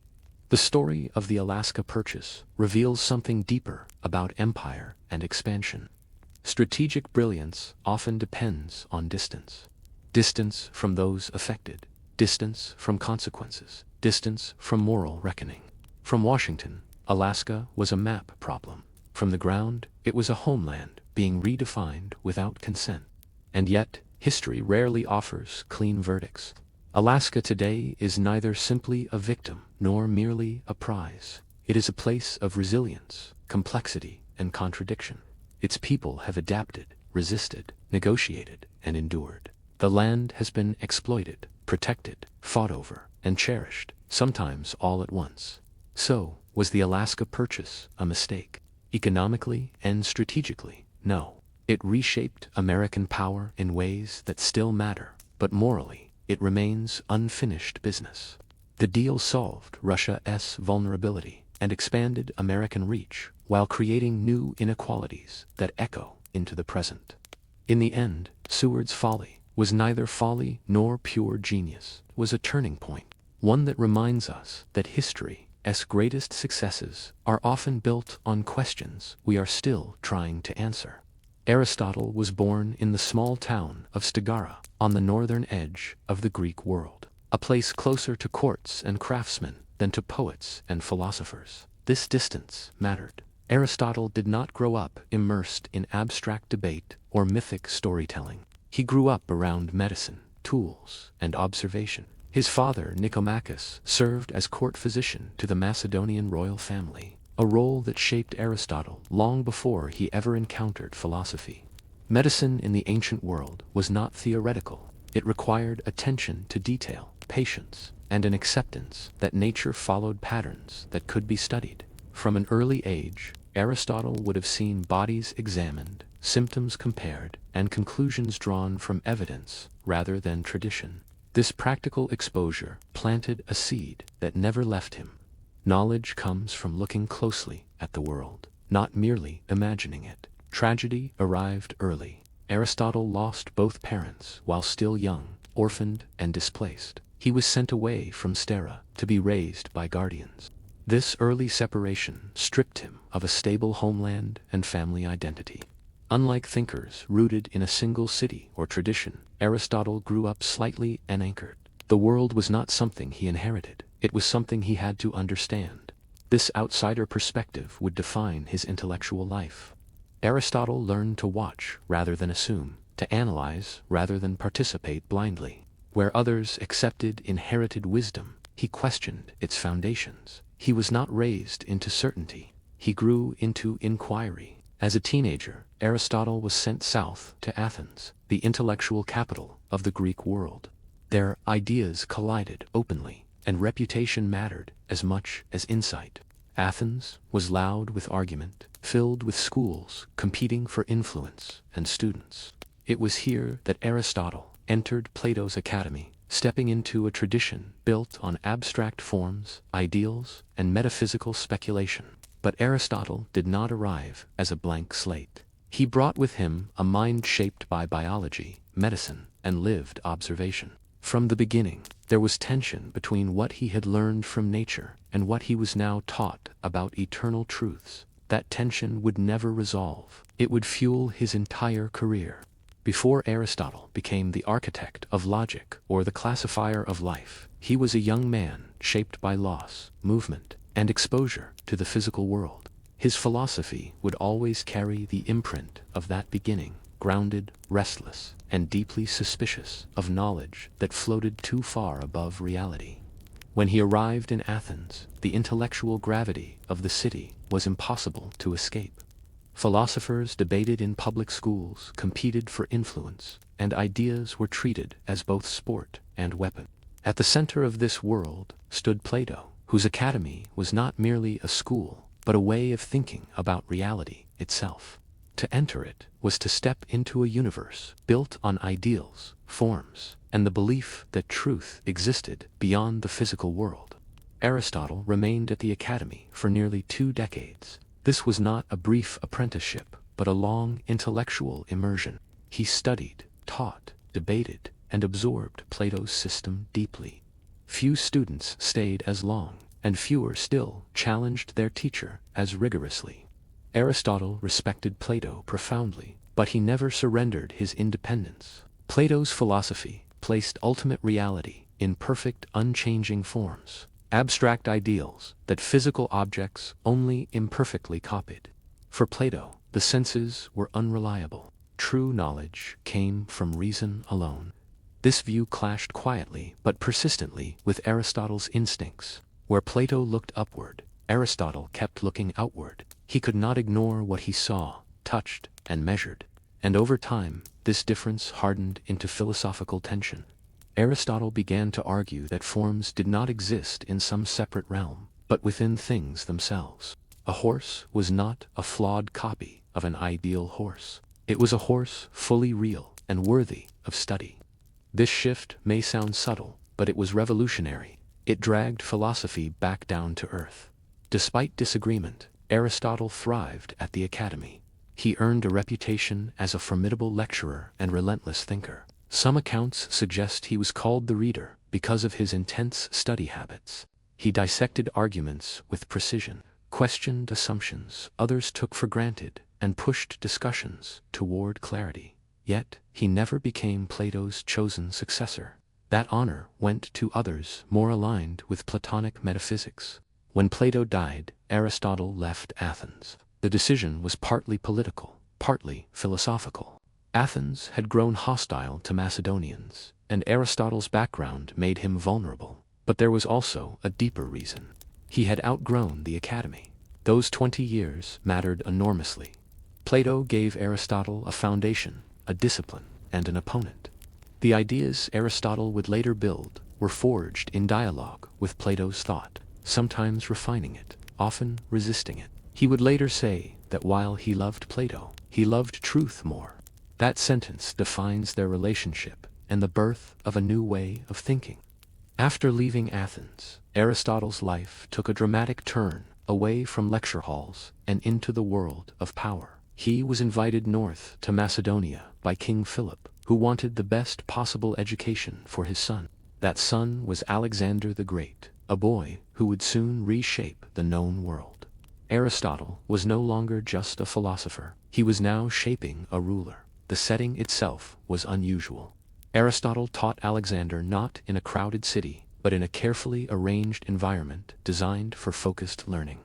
This isolation allowed philosophy, science, ethics, and politics to be taught as tools of leadership rather than abstract puzzles. Aristotle approached the task seriously. He believed rulers needed more than strength. They needed judgment. The curriculum went far beyond rhetoric. Aristotle introduced Alexander to Homer, especially the Iliad, which Alexander reportedly carried with him on campaign.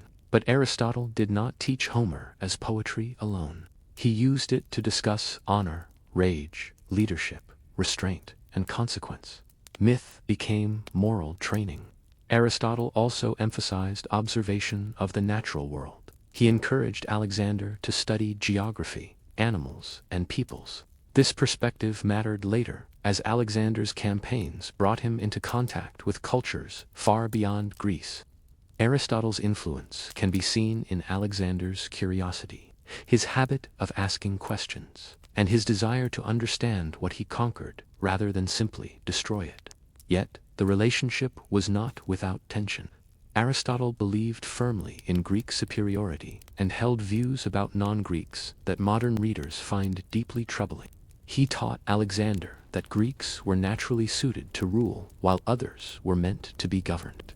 Alexander would later both follow and violate this teaching, sometimes adopting local customs and elevating non-Greeks in ways that unsettled his former tutor.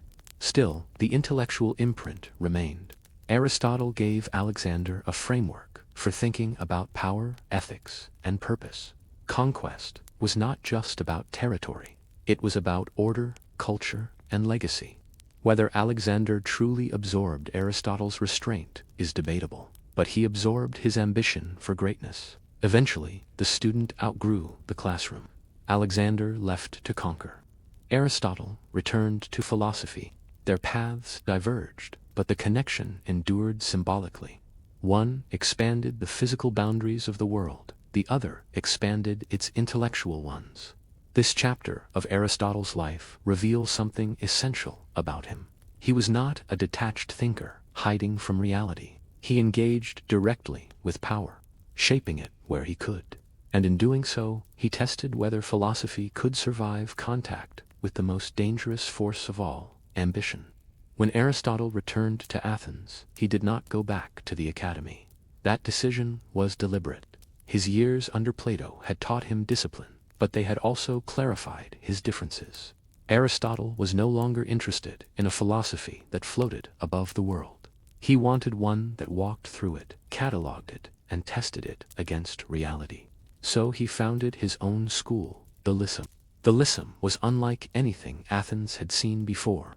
Teaching did not happen only in fixed lecture halls. Aristotle and his students walked as they discussed ideas, earning the school the nickname the Peripatetic School from the Greek word for walking. Thought in Aristotle's view was not static. It moved, examined, paused, and moved again. Much like life itself, here Aristotle began the work that would define him forever. He did not restrict himself to one discipline.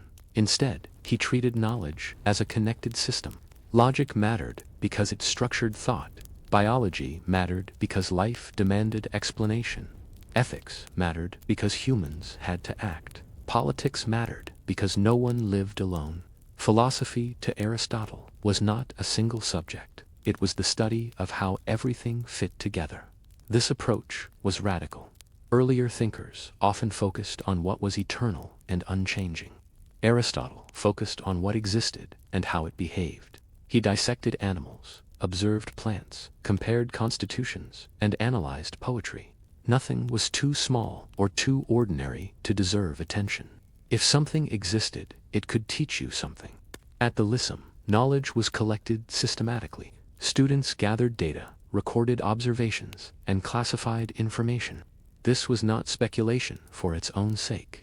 Aristotle wanted causes, patterns, and explanations grounded in evidence. He believed understanding came from asking not just what something was, but why it was that way. This shift laid the foundation for scientific thinking. Aristotle did not conduct experiments in the modern sense, but he insisted on careful observation and logical structure. Errors crept into his work, as they inevitably do when knowledge is expanding for the first time. But the method mattered more than the mistakes. He showed that the world could be studied systematically, rather than mythically. The Lyceum became a hub of intellectual production. Aristotle wrote constantly, often in dense technical prose, meant for students rather than the public. These works were not polished dialogues like Plato's. They were working documents, tools for thinking. In founding the Lyceum, Aristotle created more than a school. He created a new posture toward reality. Philosophy from this point on would no longer be satisfied with contemplation alone. It would demand explanation. At the Lyceum, Aristotle turned his attention to something more fundamental than biology or politics, the structure of thinking itself. If humans were going to understand the world, he believed they first needed to understand how reasoning worked. This led him to create what would later be called formal logic, not as an abstract game, but as a practical tool for truth. Before Aristotle, people argued brilliantly but inconsistently. Reasoning followed intuition, rhetoric, or tradition. Aristotle wanted rules. He analyzed how conclusions followed from premises and why some arguments felt convincing even when they were false. From this effort emerged the syllogism, a structured form of reasoning where if the premises were true, the conclusion had to be true as well. This was revolutionary. Thought itself now had a skeleton. But Aristotle did not stop at logic. He wanted to know why things existed and why they behaved as they did. To answer this, he developed his theory of causes. Every object or event, he argued, could be understood through four causes: what it was made of, what shape or form it took, what brought it into being, and what purpose it served. These were not competing explanations. Together, they formed a complete account. This idea reshaped inquiry. Instead of asking a single question, Aristotle encouraged asking many, each revealing a different layer of reality.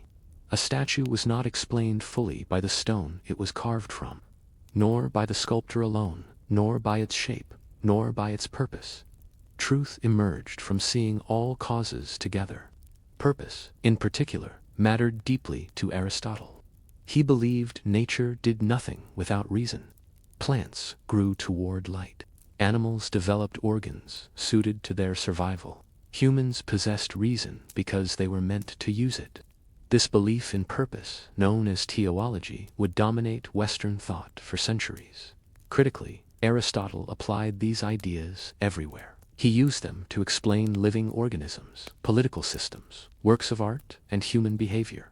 Logic gave him structure. Causes gave him depth. Together, they allowed him to build explanations that felt complete rather than partial.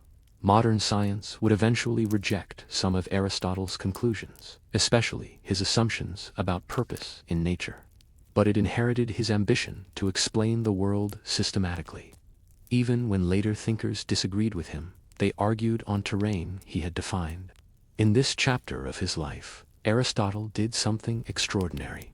He did not just offer answers. He designed the tools by which answers could be sought. Thought itself became something that could be studied, disciplined, and improved. And Western philosophy would never escape that framework again. As Aristotle's work expanded, he turned from explaining the world to confronting a more intimate problem: how humans ought to live within it. For him, ethics was not about abstract rules or divine commands. It was about practice. A good life was not declared. It was built habit by habit, choice by choice. Aristotle rejected the idea that virtue came from birth or inspiration alone.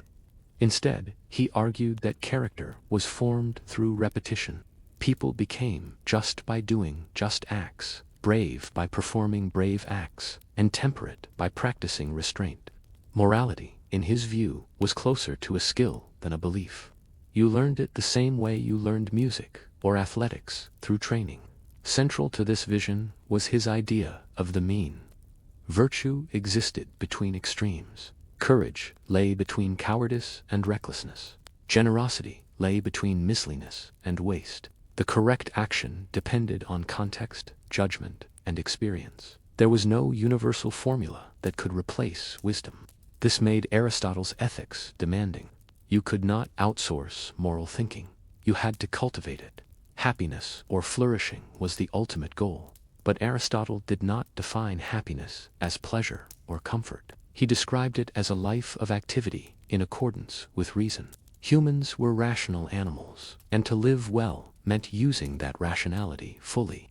A life without thought, no matter how comfortable, fell short of its potential. Importantly, Aristotle believed ethics could not be separated from community. No one became virtuous alone. Families, friendships, and political structures shaped character. Laws mattered because they trained citizens over time. Bad laws produced bad habits. Good laws made virtue easier. Ethics, therefore, was inseparable from politics. This view made Aristotle both practical and controversial. He accepted hierarchy as natural and believed not everyone was equally capable of virtue in the same way. Some of his conclusions, especially regarding women and enslaved people, reflected the limits of his society rather than universal insight. Yet even here, his method remained consistent. He observed existing structures and tried to explain how they functioned, not how they ideally should. What makes Aristotle's ethics endure is its realism. He did not promise moral perfection. He promised improvement. He acknowledged weakness, habit, and failure, but insisted that character could be shaped through effort and reflection. In framing ethics as a lifelong practice rather than a rule book, Aristotle offered something rare in ancient thought, a philosophy meant to be lived daily, not in moments of heroism, but in ordinary choices where he believed a human life was truly made. For Aristotle, politics was not a dirty necessity or a secondary concern. It was the natural extension of ethics. If ethics asked how an individual should live, politics asked how people should live together. A good life, he believed, was impossible outside a well-ordered community.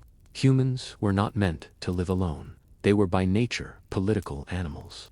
Aristotle approached politics the same way he approached biology. Through comparison and observation, he studied dozens of city-states, examining their laws, customs, and power structures. Rather than designing a perfect society from imagination, he analyzed real ones: what worked, what failed, what endured. Political theory for him began with evidence. He categorized governments into different types, distinguishing between rule by one, by a few, or by many. But more important than who ruled was why they ruled. Governments that served the common good were legitimate. Those that served only private interest were corrupt. Kingship could become tyranny. Aristocracy could decay into oligarchy. Democracy could collapse into mob rule. No system was immune to failure.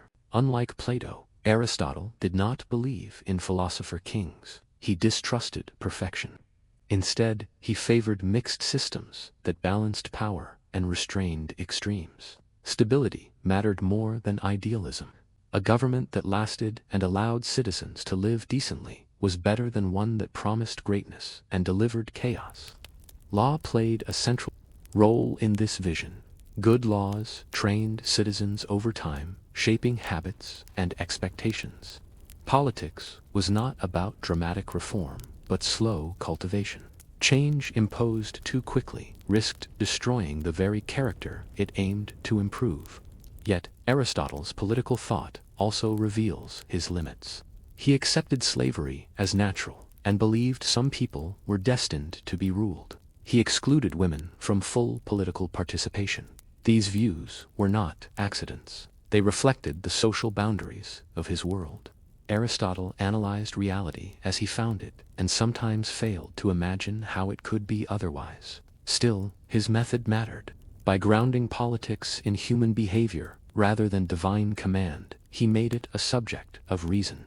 Power could be studied. Constitutions could be compared. Failure could be explained.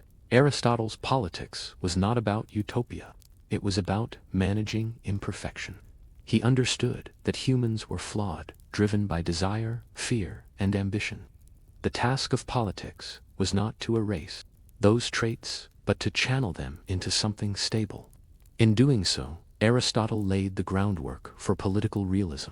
Governments would rise and fall, but understanding why they did so was the first step toward governing wisely, even when perfection remained out of reach. As Aristotle's influence grew, so did resentment. Athens was a city that celebrated philosophy, but it was also a city that had executed Socrates when thought became inconvenient. Aristotle understood this history intimately, and near the end of his life, it would shape one of his most decisive choices. After the death of Alexander the Great, Athens turned sharply against anything associated with Macedonian power. Aristotle, despite having lived and taught in Athens for years, was suddenly vulnerable. His past as Alexander's tutor and his connections to Macedonia became liabilities. Philosophy did not protect him from politics. It never had. Charges were brought against him for impiety, the same accusation once used against Socrates. The specifics mattered less than the atmosphere. Aristotle recognized the pattern. Athens was looking for a symbol to punish, not a truth to uncover. He famously remarked that he would not allow the city to sin twice against philosophy. Rather than stand trial, he chose exile. This decision reveals a side of Aristotle, often overlooked. He was not reckless. He did not romanticize martyrdom. He believed reason mattered more than symbolic sacrifice. Preserving one's work, one's students, and one's ability to think freely outweighed the honor of public defiance. Wisdom, in his view, included knowing when to withdraw. Aristotle left Athens and settled in Chalcis, where he lived quietly. His final years were not filled with lectures or public debate, but reflection. The man who had categorized governments now experienced their instability firsthand. The thinker who believed in law witnessed how easily law could be weaponized. This exile underscored a harsh truth Aristotle never denied. Reason was fragile in the face of fear and power. Philosophical systems could be elegant and rigorous, but they existed within societies that were emotional, reactive, and political. No amount of logic guaranteed safety. Yet, Aristotle did not abandon philosophy. Even in retreat, his work continued to circulate among students. The Lyceum endured. Ideas moved even when bodies were forced to flee. In this chapter of his life, Aristotle embodied his own ethics. He chose the path that preserved thought rather than pride. He accepted imperfection rather than risk annihilation. Exile for him was not defeat. It was the final acknowledgement that philosophy must survive the world it seeks to understand even when that world turns hostile. When Aristotle died in exile in 322 BCE, there was no sense that the world had just lost one of its central minds. He left behind no political movement, no empire, no dramatic final stand. What he left instead were texts, dense, technical, unfinished in places, and almost entirely misunderstood in their own time. For centuries, his influence would be indirect, fragile, and nearly lost. After his death, Aristotle's works did not circulate widely in polished form. They survived largely as lecture notes, teaching manuals, and internal documents preserved by his students. Some were copied, others were forgotten. Many disappeared altogether. For a time, Plato's more elegant dialogues overshadowed Aristotle's methodical prose. Philosophy favored beauty over precision. The real resurrection of Aristotle came much later, carried across cultures, rather than generations. Islamic scholars preserved, translated, and expanded his work at a time when much of Europe had forgotten it. His logic, metaphysics, and natural philosophy were studied intensely, commented on, and refined. When these works re-entered Europe in the medieval period, they did not arrive as curiosities, they arrived as a system. Aristotle became the backbone of education. His logic structured how people argued, his categories shaped how reality was divided. His ethics framed debates about virtue. His politics influenced theories of government. For nearly 2,000 years, to think seriously in the West was to think through Aristotle, whether one agreed with him or not. Even the scientific revolution, which overturned many of his conclusions, did not escape his influence. Early scientists defined themselves by rejecting Aristotle precisely because he had defined the terrain so completely. His mistakes mattered because his questions were foundational.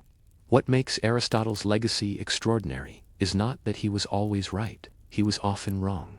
It is that he believed everything could be studied, organized, and understood through reason. He refused to limit philosophy to the heavens or the soul. He brought it into plants, animals, laws, friendships, and daily life. Aristotle did not give the world a single doctrine. He gave it a habit of mind. Observe carefully, define clearly, ask why, look for causes, accept complexity. That habit outlived empires, religions, and revolutions. And in that sense, Aristotle did not merely influence Western thought. He helped teach it how to think at